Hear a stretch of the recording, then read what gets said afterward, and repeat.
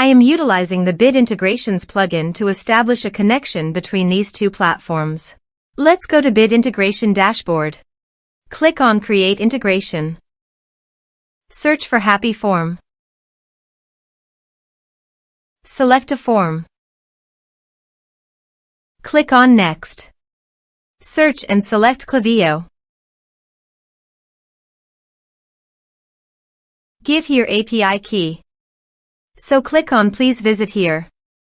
Click on Create private API key. Give here API key name.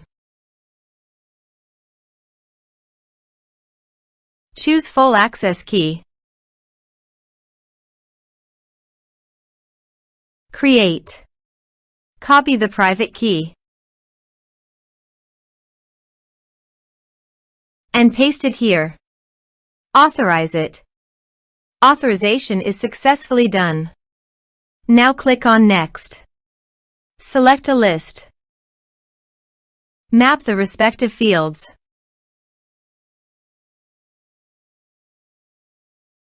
Here are advanced features in conditional logic. If you want, you can use it for your own requirement. Click on Next, finish and save it. Please check the integrations by submitting a form.